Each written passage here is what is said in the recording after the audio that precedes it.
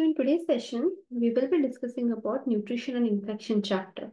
Those who have the textbook, please mention the page number in the chat box. The new textbook.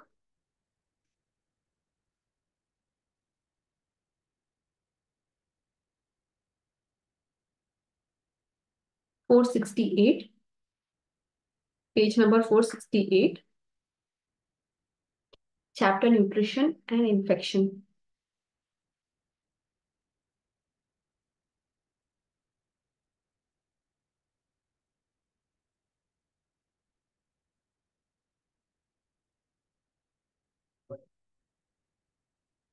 So nutrition and infection. So there is a cycle of malnutrition and infection. Okay. It's very simple to understand. Imagine a child who is undergoing infection lot many times. Very frequently, the child is getting infected. It will systemic systemically it will make the child weak in the sense even the GI system of the child, okay, it will start to weaken. And in turn, what happens is the absorption level of nutrients, it goes down. Okay. So recurrent infection that will make the child malnourished. A child who is susceptible to a lot of infection because of weak immunity, okay, poor living condition, not having caretakers, okay, there could be a number of reasons to why it is happening. Okay, so the child's barrier will go down. Natural barriers the child has will go down. Immunity will not function properly. And when a child is sick, the child will not take food. Okay, even when adults are sick, when you are sick, you are undergoing infection or any health issues, your appetite fades away, right? So it leads to malnourishment. But what happens? What does malnourishment will further do to your immunity? It will further weaken your immunity. Okay, when you are in a malnourished state, okay, when a child is under a malnourished state, there will be decreased intake of nutrients because the appetite is not there. Okay, and even force feeding will may lead to other hazards like choking hazard. The child may choke on the food. Okay, that could be deadly as well, right? Malabsorption, malnutrition definitely leads to malabsorption because the size and the functionality of the internal systems that go down. Okay, so they're not able to absorb nutrients as well. Increased catabolism. Okay, that is, what is catabolism? It's breakdown. Anabolism is to make. Catabolism is to break down your own body parts. Okay, like muscle. Muscle is made up of protein. Okay, when you have a protein deficient diet, your own body's muscle is broken down to get proteins out of it so that your body can survive. Okay, when you don't eat food, okay, you're starving. The glycogen that is present in your body is broken down into glucose and it is absorbed. So catabolism is your body is finding own way to find all the macronutrients from within your body. Protein, fat, glucose, that is carbohydrates, okay? We all have fat in our body in subcutaneous form, under our subcutaneous layer, visceral fat, adipose tissue, okay? Fat is deposited in our body in different forms. So when you undergo starvation or whenever a person is malnourished, their body will use up these stored fats, okay, along with protein that is broken down from the muscle, glucose that is that the liver has stored, muscles have stored, that all will be used up by the body. Okay, so body is breaking down its own capacity to meet the survival requirement. So that is catabolism. So this is a deadly cycle that goes on and on. Continuous infection, recurrent infection will lead to malnourishment. Okay, malnourishment will lead to more susceptibility to getting infection. With malnourishment, each and every organ is not functioning to its best, including the immunity. Okay, and all the immunity related organs are not functioning their best. So the child is more susceptible to get more infection. Okay. So that is the nutrition and infection cycle. Is it clear to all?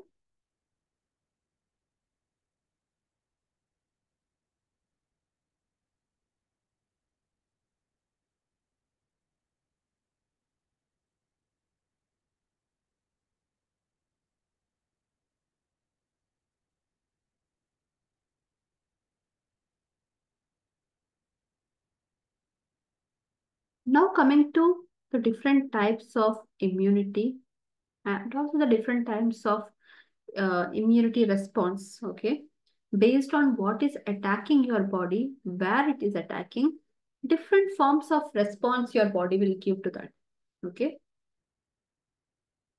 So beginning with that, immunity, there are two main types of immunity: innate immunity and adaptive immunity.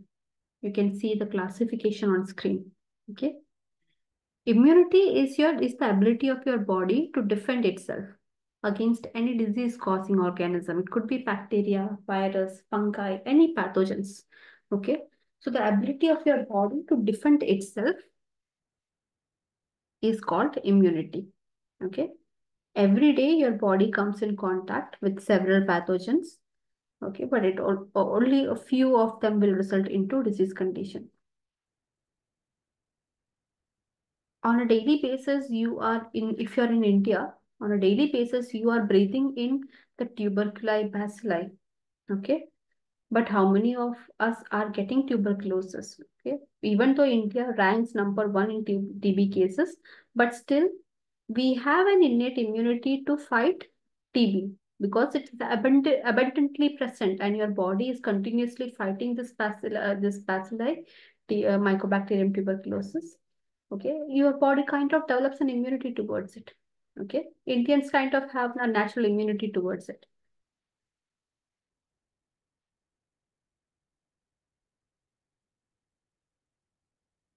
So coming to the types of immunity, innate immunity, from the name itself, innate is inbuilt.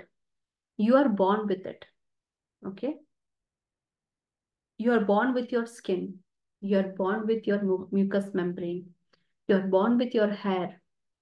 Okay, villi in the intestine, hydrochloric acid in the stomach. These things you are born with. Nobody gives to you. You are born with. This is how the human body is built. So all those uh, parts in your body that you are born with and that defends you from infection, that comes under innate immunity. Okay. And the kind of even innate immunity also have humoral and cellular response. Okay. Cellular response is specific cells that will go and hit the infection causing organisms. Humoral response are chemicals that are released by certain cells when they come in contact with any pathogens. Okay.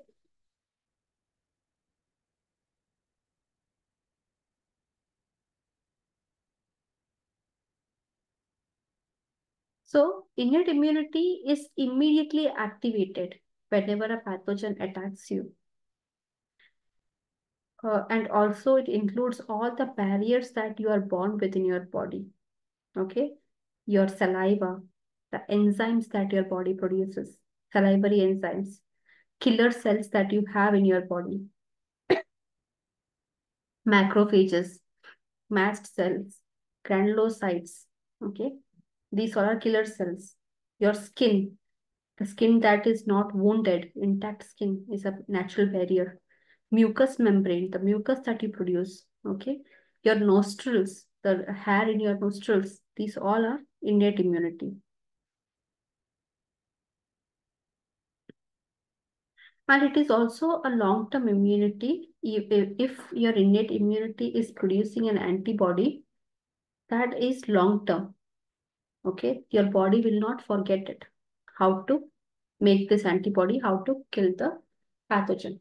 Okay, if innate immunity is involved in producing antibodies, that is for lifetime.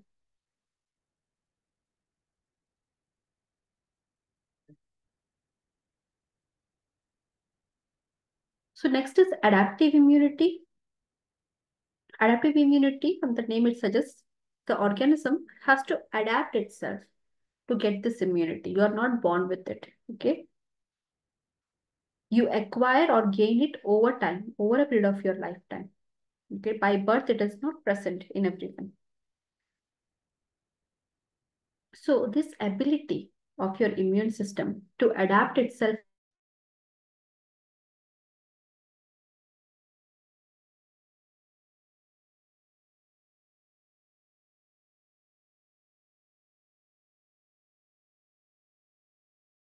am I audible to all? Is my screen visible?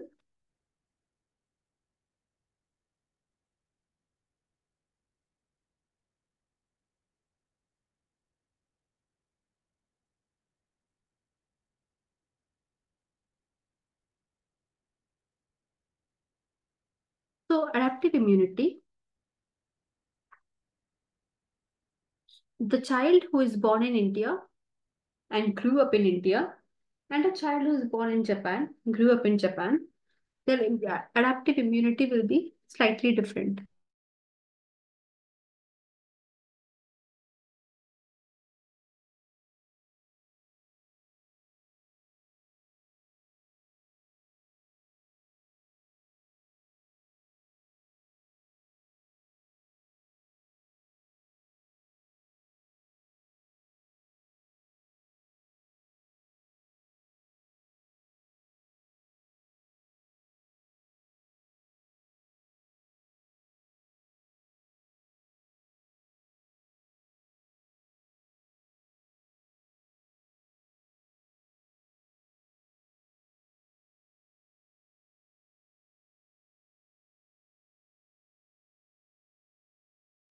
Am I audible now? Is my screen visible?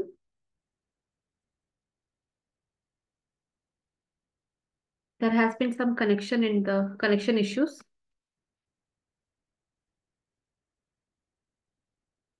So that is adaptive immunity. It's different from individual to individual. Okay. It is the ability of your immune system to adapt itself to diseases and to generate a pathogen specific immunity. Okay. Like getting chicken pox and having an immunity for that. So your body undergoes certain infection, your body adapts through, kills the organism, adapts through it, makes the antibodies. Okay. So that is adaptive immunity. And the main function of adaptive immunity is to give relief to the victim of any infectious disease and also to prevent attack of the same disease in the future. Okay. And a much advanced level lymphatic system, defense system is used in adaptive immunity. Okay. They also have humoral response. They also have cellular response. Cells that are involved in adaptive immunity is T lymphocytes, B lymphocytes. Okay. Humoral response, what is released? Okay. Humoral is something that is released from the cells. So antibodies are released from the cells. Okay. In innate immunity, certain chemicals are released. It's called cytokines. Okay. These chemicals will take care of the infection. In adaptive immunity, antibodies are released. They will take care of the infection. Cells involved are T lymphocytes and B lymphocytes. And they are very organism-specific immunity. Okay, the antibodies that your body has produced for chicken pox, it may not work for smallpox. Okay, it may not work for mpox. It will not work for malaria. Okay, these are antibody specific. Okay. And even when in one of the Wednesday classes, disease condition classes, we will discuss about immunity, the chapter of immunity. In that, you will understand how complex is the adaptive immunity. Okay, the message transfer between T lymphocytes, B lymphocytes, how they act when you are infected, when an organism infects you, and how these cells act is very complex. Okay. In that chapter, you will understand this in detail. So adaptive immunity, it's the immunity that you develop during your lifetime that could be active and passive. Your own body can develop it. Otherwise, you may require some external help to get it. Okay. So active immunity, active adaptive immunity is what your own body has made it. Okay. In response to some infection or vaccination. Okay. So, natural is the you got infected, you fell sick, okay, an organism attacked your body, you fell sick. After some time, you got better, which means your body started making antibodies, you got better. It's a natural way, okay, of getting adaptive immunity, most natural way. Okay, a child is growing up, after a certain age, the child got an infection. Okay, its own body learned how to clear the child's body through this infection. That is a natural way of getting adaptive immunity. What is the artificial way? You purposefully inject vaccination. Okay, vaccination. What are vaccination? They are like live attenuated viruses. Okay, that is vaccination. So even when this live attenuated virus enter your body, what is attenuated? They are virus, they have the body structure of the virus, but they are not capable of causing much damage or infection. Okay, they are like half dead. Okay, if you make a virus in a coma, like how human beings are in a vegetative state or when they are in a comatose state, live attenuated viruses are the same. Okay, they are virus. They are capable of causing diseases in its normal structure, but in vaccination, they are not capable of causing diseases to an extent. Okay, so live attenuated viruses, when they are injected, you get that artificially. It's not a natural way of getting virus inside your body. Vaccination is an artificial way of getting virus inside your body, and then your body will make an immunity response to that virus. Okay, so that is artificial way of getting adaptive immunity. Then passive immunity, somebody has passed it on to you. Passive adaptive immunity, somebody has passed it on to you. It develops after you receive antibodies from someone or somewhere else. Natural way is being breastfed. Okay, breastfeeding is a natural process. So when you are getting breastfed, or the child is getting breastfed, they are receiving ready-made immunoglobulins, ready-made antibodies from the mother's breast milk. Okay, so mother is passing it down to the child. That is passive immunity. Somebody is passing it down to somebody else. Passive immunity. That's a natural way because breastfeeding is a natural way. Artificial way is getting immunoglobulin injections or immunoglobulin infusion. Okay, just like vaccination is getting viruses done.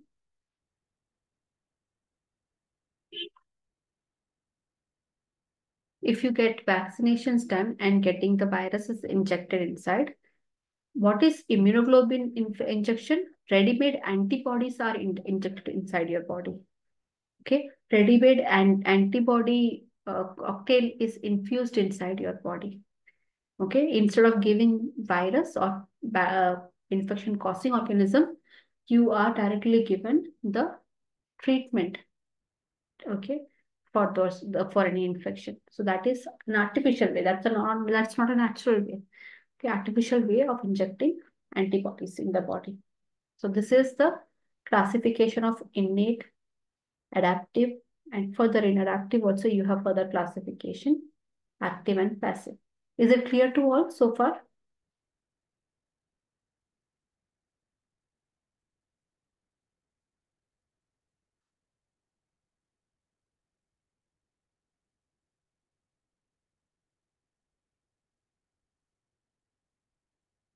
Then coming to nutritionally relevant infections, which means in these type of infections, nutrition is an important factor, either to deal with it, okay, or to prevent it. Okay, so that is nutritionally relevant infections.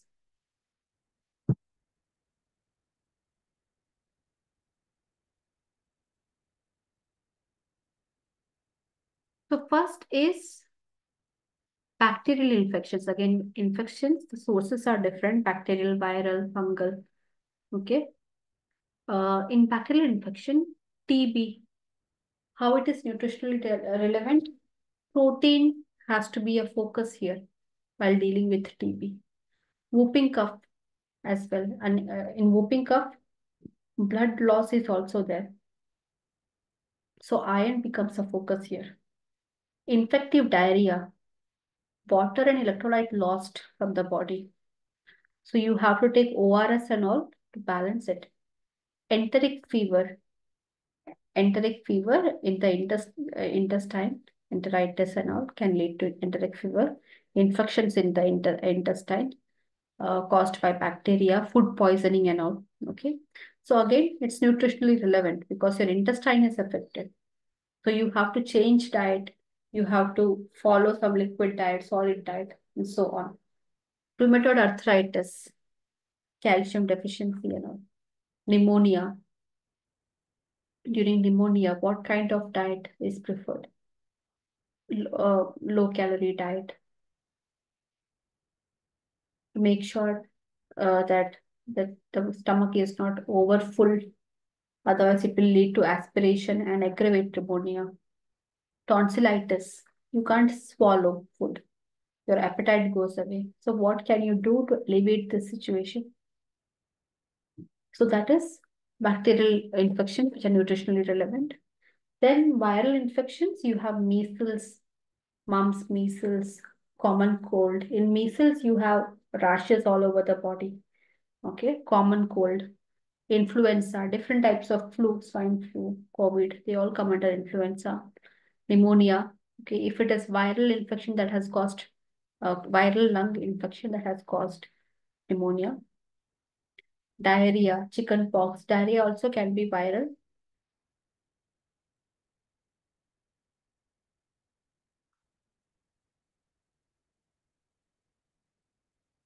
Then parasitic infections, very common among children. Okay.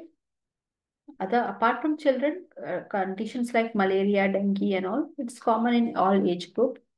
But other parasites that reside in the child's intestine and all, it's usually parasitic infections, tapeworm, hookworm infestation.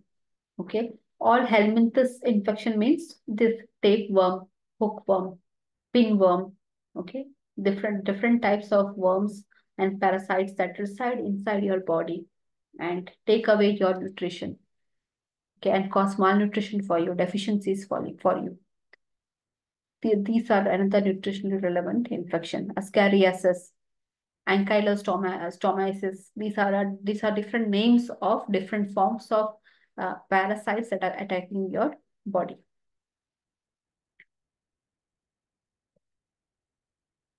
So coming to effect of malnutrition on infection, what happens when a child is malnourished?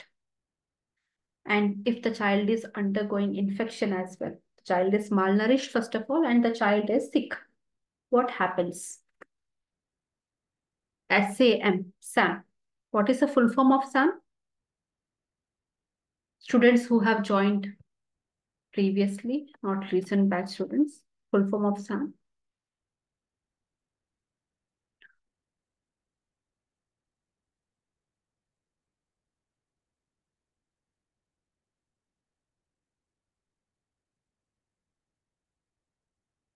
Yeah, it is severe acute malnutrition. Okay. So the child is already malnourished. Maybe it could be a mild malnourishment, but the child got infection. Now it is an aggravated form of malnourishment. And that's when severe acute malnutrition can take place. Okay, protein energy malnutrition can take place. Kwashiorkor, marasmus, okay, these can happen. Then you have vitamin A deficiency, which is very critical because if it is not treated on time, vitamin A deficiency, if it is not treated on time, it could lead to blindness, complete blindness. Okay. So all the malnourished children, whenever a hospital or a clinic receives a malnourished child, immediately vitamin A prophylaxis has to begin. Okay, the first 3 day high dose of vitamin A syrup is given, and then every 2 months it has to be continued. That is vitamin A deficiency that has to be corrected. Otherwise, the child will lose their eyesight. Then vitamin C deficiency, it could lead to scurvy. Okay. In severe forms of scurvy, what happens is that whatever wound you had, you look at your own body, your own hands, feet, legs, knees, okay, and all. Those who are very active during their childhood, if you look at your knees, if you have the wound marks, okay, you fell somewhere and you have the stitch marks, wound marks anywhere in your body, in severe vitamin C deficiency, these all wound will reopen. Okay. Why? Because what is a wound mark or a scar that remains? All different scars that you have in your body. What is it? It is just a pile of collagen and elastin fiber that has been uh, used as a plug to stop the wound from bleeding, continuously bleeding you out. Okay.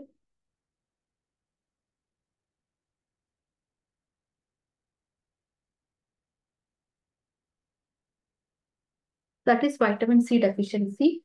All these plugs will come out wherever you had scars. Those scars will start reopening up. Your gums will start bleeding. Okay. Delirium and all will take place. So that is vitamin C deficiency. So that also has to be corrected because vitamin C will help in building up the protein in your body, build up the growth for the children. Okay.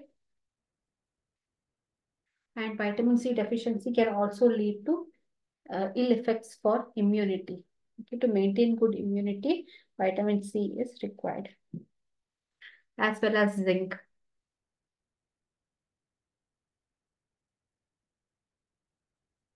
Iron deficiency, very common among all age groups. Okay, in India, especially women are susceptible to be more anemic as compared to men. So iron deficiency will be corrected even if your hemoglobin level comes back to normal.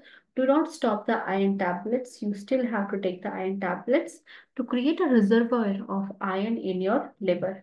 Okay.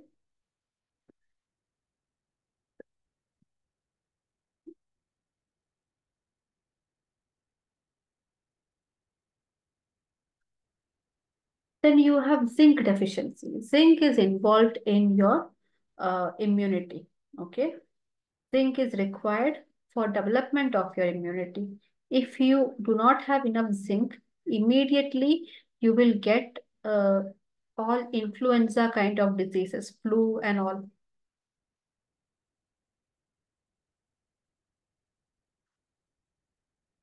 So zinc deficiency has to be corrected.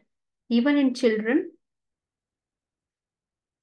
especially for the development of these specific cells in your innate immunity like neutrophils, NK cells, you know, okay, for their and also macrophages. These are killer cells in your body. For the development of these cells that support your innate immunity, zinc is required. So zinc deficiency can also lead to more susceptibility to infection. So far, is it clear to all how nutrition leads to bad nutrition leads to infection or existing malnutrition, how it aggravates infection? Is that clear to all?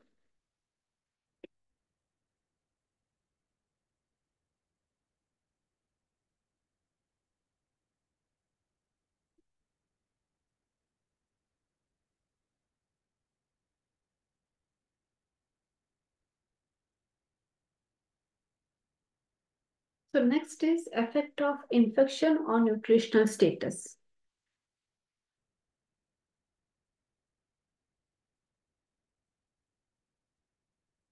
Don't get confused between these two topics of how malnutrition affects nutrition, how malnutrition affects infection, and how infection impacts your nutritional status. Okay.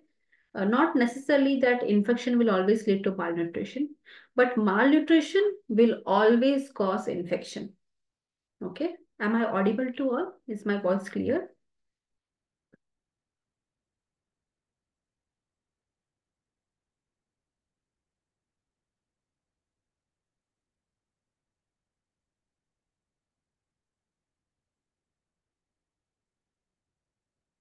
Am I audible to all? Is my voice clear?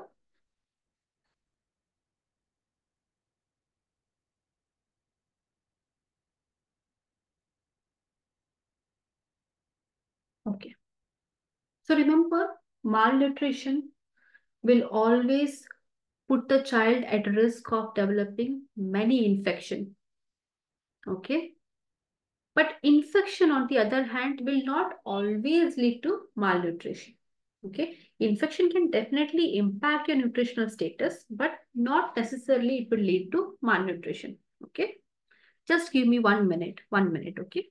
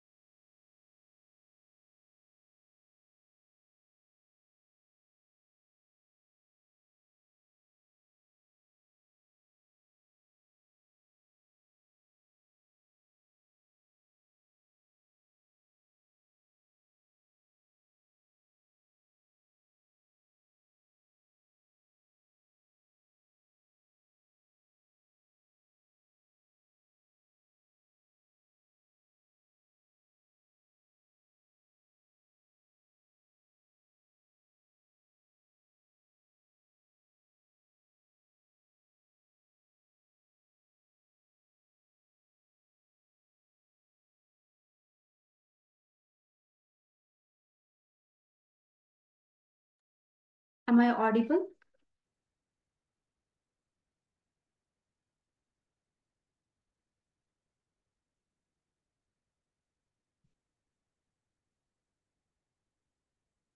Okay. So, effect of infection on your nutritional status. Okay, not all infection will lead to malnutrition, but it will have some impact on the nutritional status. Whenever you are sick or whenever you are undergoing infection, remember these points will happen to you to some degree. Okay, so protein catabolism and negative nitrogen balance. Okay, what is it? When you fall sick, imagine you have a very high degree of fever. You will notice 2 days you had fever. On the third day, you will notice you have become bit thin, skinny. Your skin is quite loose. Okay, what happened here is your body had broken down your own lean muscle. Your own body protein has been taken away from by your own body for its survival. So protein is getting broken down. Okay, and when protein is getting broken down, there is a negative nitrogen balance. Okay, you require more nitrogen in your body, but nitrogen is being broken down because protein is the only macronutrient that has nitrogen. Your carbohydrates don't carry nitrogen. Fats don't carry nitrogen. Only protein can carry nitrogen. Protein is the only macronutrient which has the nitrogen. Okay. So negative nitrogen balance is created. Your body requires nitrogen, okay, and for healing, but because of your own body's protein catabolism, protein breakdown, you do not have enough nitrogen now. Okay, so that happens. Then depletion of carbohydrate stores and increased resting energy metabolism. Your own body will use up your glycogen. Glycogen is your store. Okay, glycogen is the way how glucose is stored in your body, in your liver and in your muscles. Okay, so that is also used up. You will see that whenever you are feverish, okay, whenever you're feverish, for a few days you suffered from high fever, you will see when you are recovering, you have lost a lot of weight.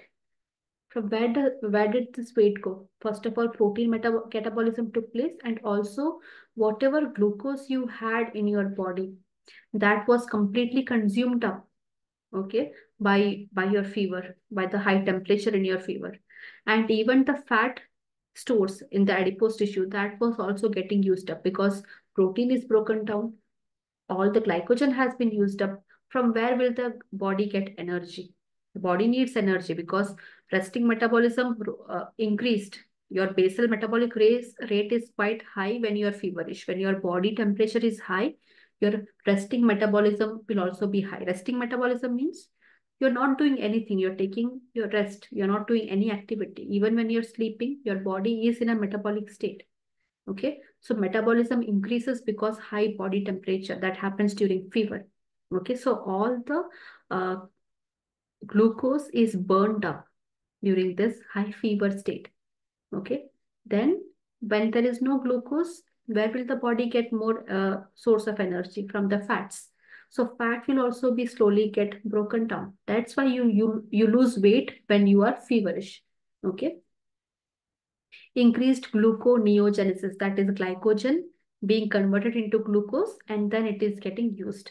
Okay, so since the body is in high demand of glucose and you don't eat anything, you don't have appetite, you don't eat anything, okay, but your body requires glucose by anyhow, okay, but you are not eating anything, so from where will the body get its glucose? Definitely from liver. Glycogen will be sent out, glycogen will be converted into glucose, and that procedure is called gluconeogenesis. Okay, when your own stored glycogen, glucose cannot be stored in the body. Glucose can only be converted into glycogen and stored in the body. Okay, so and again glycogen has to convert back into glucose to be utilized by the body. Okay, so that increases. Then peripheral insulin resistance. Your cells do not respond to insulin. Cells don't take up insulin. So that also leads to weight loss. Risk for diabetes. Okay. Lipid metabolism is quite high because all the glycogen stores are vanished.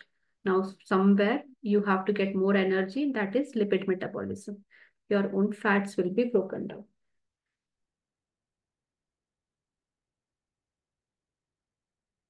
Then trace elements like iron, copper, zinc, they get redistributed wherever it is required, wherever there is high demand. Okay, all these trace elements will get redistributed. Increased vitamin utilization and excretion. More vitamin will be utilized. Body is in need for making more enzymes. For survival instincts, more vitamins is required. And whatever is not required, it is not usually stored. It is excreted out of the body because either you may be suffering from diarrhea. Okay, even if your body wants to store vitamins and minerals, but because of diarrhea, it is getting excreted out. Okay, so this is how infection, different states of infection can affect your nutritional status.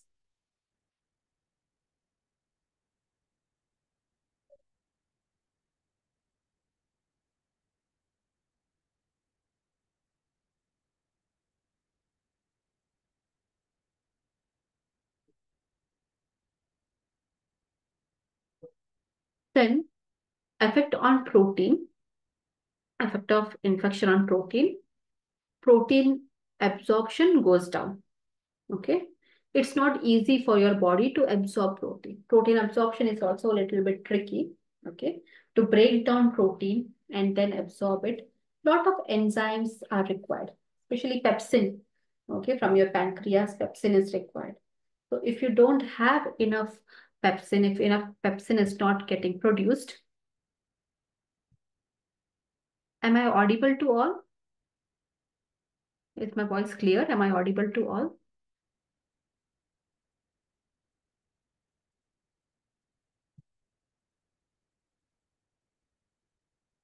Am I audible now?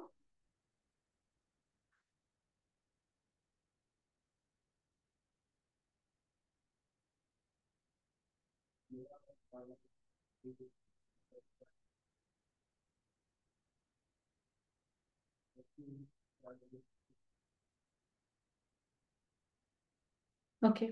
Effect of infection on nutrients, especially when it comes to absorption. Protein, as you know, protein gets broken down during infection. When you undergo any infection, your body cuts down the protein to utilize it for survival. But what happens to the absorption? Okay, some food you will definitely have, and that will have protein. So how is your body responding to protein intake? It is not that good. Okay, protein breakdown becomes very difficult and tricky for your body, and it is very hectic for your body to absorb protein when it is sick. Okay, when your body is weak and sick, it is difficult for your body to absorb protein. Okay.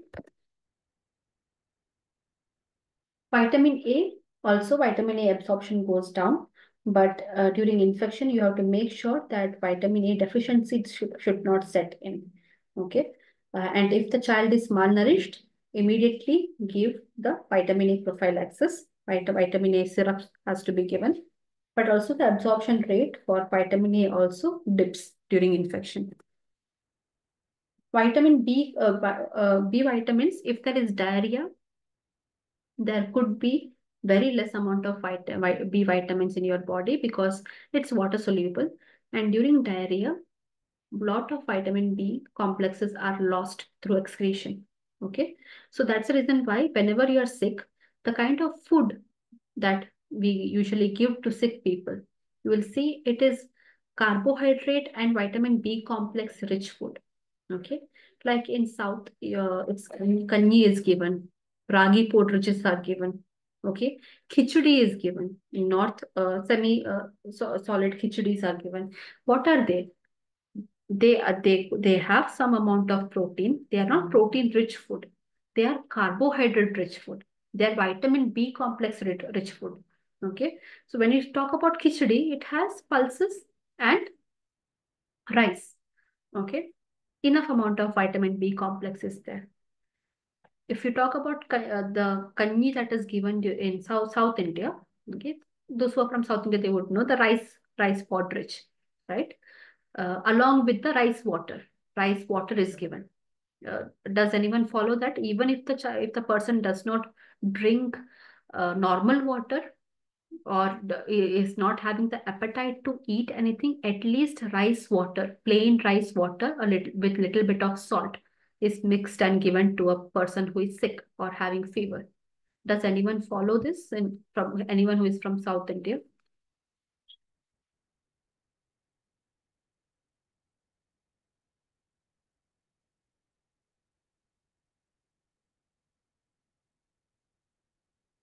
Yeah, boiled rice and only its water is given. Why? It is rice water is rich in vitamin B complex. Okay, yeah, rice kanji. It is rich in vitamin B complex and it has starch. It is carbohydrates. Okay, so this is what your body requires the most when you are.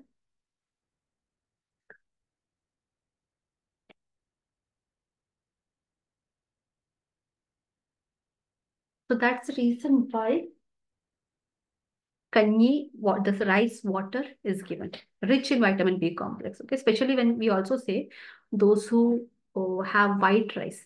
If your staple food is white rice, do not drain away the rice water. Consume it. Okay, either drink it or don't use the cooking method in which the water is completely drained away. Okay, use the cooking method of cooking white rice in such a way that the water is completely absorbed by the while boiling the rice. Okay, the drain and strain method should be used for parboiled rice, red rice, brown rice, parboiled rice. Okay, not for white rice, because you lose a lot of vitamin B complex if you throw that water away. Okay. Ascorbic acid, fruits are given, especially amla juice, orange juice. You will know that whenever somebody is sick, okay, you usually don't give bananas and all, but you definitely give orange juice, amla juice, okay, nimbu pani and all. It's given. Even if you give khichdi, you squeeze lemon into it and give, because they don't feel the taste of it much. Okay, they don't feel the taste of any food. So adding more ascorbic or citrusy tarty food into the diet plan, okay, they can feel some amount of taste as well. Okay, and vitamin C, it improves your immunity as well. Vitamin D absorption goes down. Vitamin D, you don't have to worry about vitamin D during the infection, but after recovery, once the person is coming out of infection and they're in the recovery phase, that's when you can focus on vitamin D. During the sick phase, you don't have to focus much on vitamin D, but definitely the absorption of vitamin D is down. Okay, the body will not absorb vitamin D at a higher rate.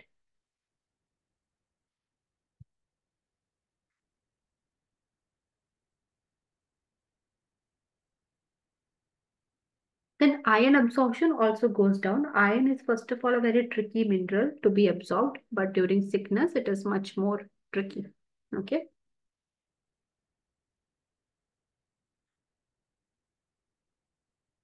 Minerals, if there is diarrhea, minerals are lost. It can be balanced with ORS. Okay, ORS, fruit juices, electrolyte mixes, minerals can be restored back.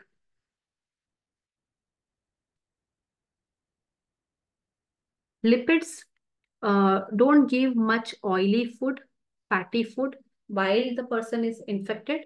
After the infection goes away, they are recovering back into health. That's when you can focus on lipids.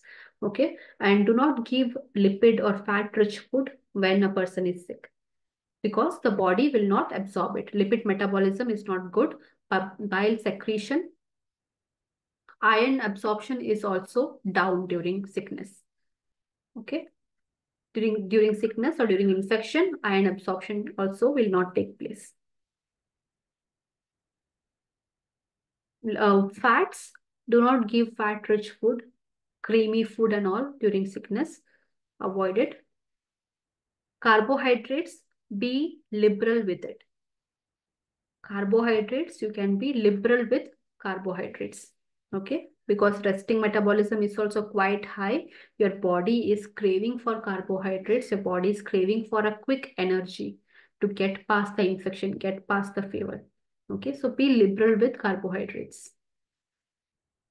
Easy to digest carbohydrates.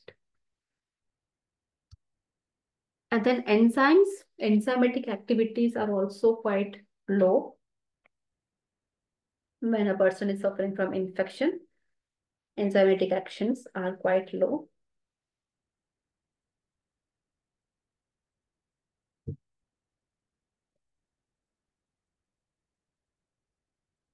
Growth and development is impaired in children. Okay. A child who is constantly undergoing infection after infection, getting sick, okay, every month or every week, some or the other sickness is there in a child. Definitely, continuous infection, recurrent infection will impact their growth and development. Okay. They may be lagging behind in terms of catching up to the height, maintaining the weight as compared to their classmates or peers. Okay. So that is how growth and development is impacted.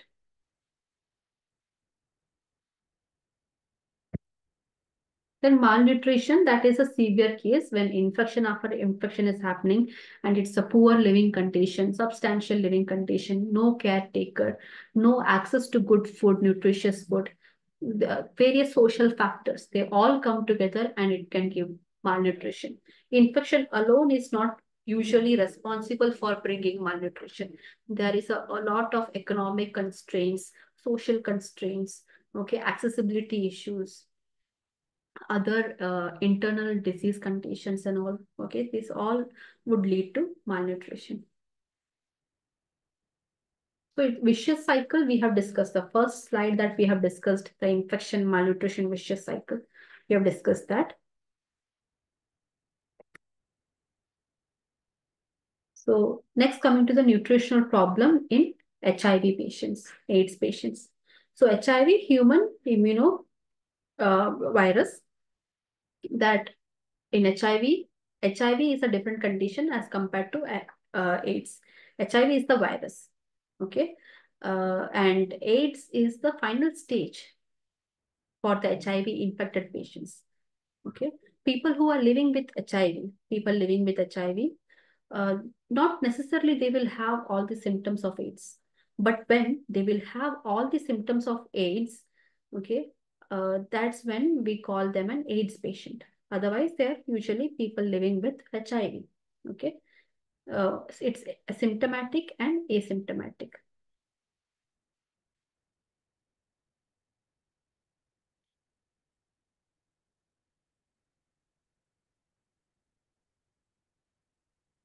So, in HIV, immune system impairments will take place. Weak body cannot fight illnesses. Okay, because what happens is this virus is able to replicate itself within the DNA. Okay, it goes into your DNA. It uses the enzyme called reverse transcriptase, and it creates copies of itself. Okay, that's how it will spread in your body. One virus goes to one cell in your body, DNA in the nucleus, uses the enzyme called reverse transcriptase and creates copies of itself and spreads throughout the body. That's how. And slowly, when the viral load is becoming higher and higher, okay, like we have 1,000 copies of virus per ml of blood, or 10,000 copies of virus per ml of blood. So based on the viral load, also medications are given. Okay. So when the viruses keep on making the copies, okay, usually the medicines are made in such a way, uh, there are different mechanism of action for different ART medications. ART is the antiretroviral therapy medication. Okay. So in different types of antiretroviral medications have different mechanism of action. Some of them will suppress the virus from making more copies. Okay, so that the viral load in the blood can be controlled, can be contained. Okay, but if the viral load gets very aggressive, your body cannot fight illness, because what they do, the first thing, once the HIV virus has started making copies in your body, it will go and kill off your T lymphocytes. Okay. And can you produce more T lymphocytes after certain age?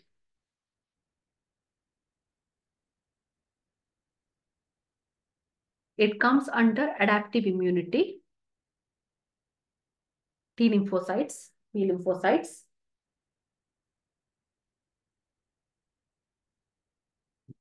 Usually after your childhood, after initial stages of your teenage, whatever T lymphocytes your body has produced, that's it. That is what you have, not more than that. Okay. You cannot produce more T lymphocytes later in the later part of your life. Okay. So the T lymphocytes which you have, to an extent, you have certain number of T lymphocytes in your body, those are getting wiped off by this virus. Okay. So the body will forget what kind of infections you had in the past. The memory of that, it is completely vanished off. Even if it is, that's why, even if it is a small common cold, okay, sardi zukam that we say, even that your body cannot fight. The body lost the ability, the memory of how to function as an immunity system, especially your adaptive immunity. Okay. So that's how the virus spreads. So This is the reason why your body cannot fight illness when you're suffering from HIV, infectious diseases, diarrhea, TB, malaria, pneumonia. You are at always at a high risk of developing these conditions. Okay, so the HIV patients have to take special care of staying away from certain public areas.